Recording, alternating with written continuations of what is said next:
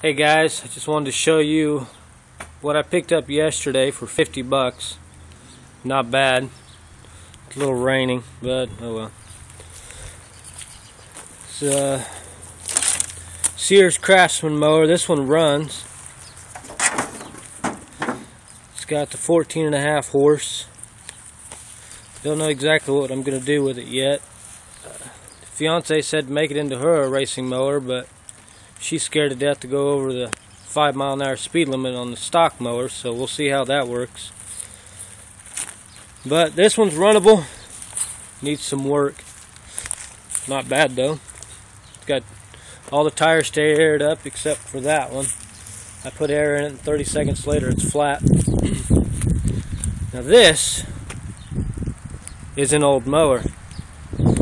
Used to be a rear engine. The only reason why I wanted it is because of the transmission there. It's either a 350 or a 400. I'm not for sure which one yet. I haven't ran the numbers on it, but from what I've been told, they're hard to find. But when you're making a racing mower, that's the type of transmission you want. That way you can run a go-kart rear axle underneath it. This one doesn't have a rear end underneath it, nor an engine, nor a seat, or anything else for that matter, but I really like the body on it. Body's in fairly decent shape. Don't know exactly what we're going to do, but I think I might have something in mind. Here's a yard machine, basically the same thing as this, same chassis design. Takes the same engine, well, except for that one's 12.5 and that one's 17.5. The deck and everything works good on it. The guy started it up with no oil, threw the rod through the side. It's been sitting out in his yard forever. I was going to actually fix this one up as a grass cutter, but as we were unloading it, I found a problem. Where the chassis is bolted up at, I don't know if you guys can see that or not, but it's completely broke through on that side. And it looked like someone tried bracing that up, but that side's completely broke, so what I may do is swap everything out and put it underneath here, since they're both the same chassis. That one's got pretty good mounting spots for the transaxle.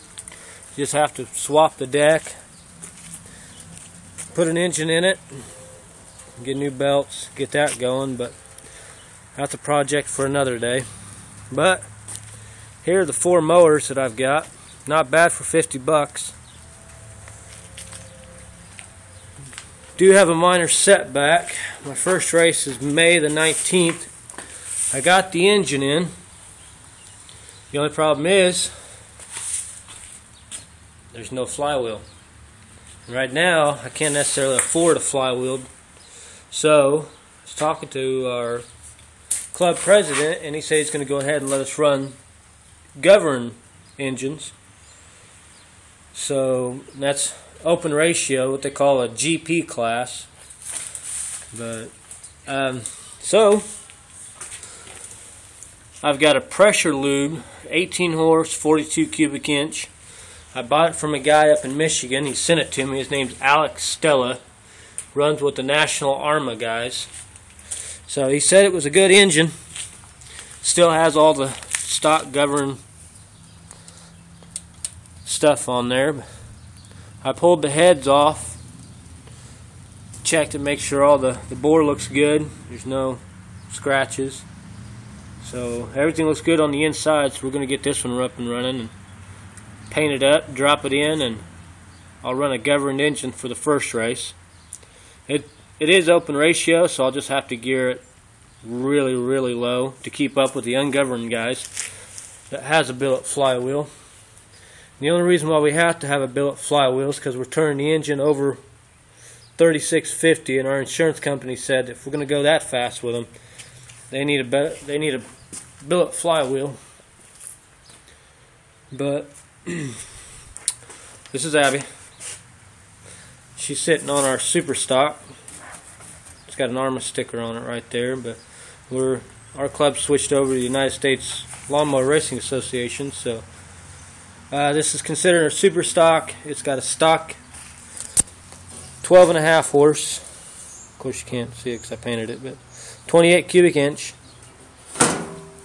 Does 20 miles an hour, 8-to-1 gear ratio. So I've got one of my buddies says he wants to run it, so I'll let him run it, and I'm going to run that this year. Next year I'm building up a super mod, and that's what this big boy is going to sit in there. It's a, turn around here so you can actually see it. It's 20 horsepower, overhead valve, V-twin. It's an Intech. So it needs quite a bit of cleaning. I haven't started it up yet. I drove about 2 hours to go get it. But I don't know if I'm going to make one of these out here and do a super stock, or what I'm going to do yet, or either that or convert this one over to super modified. Not for sure yet. So, but that's what I got so far. So, adios. see you later.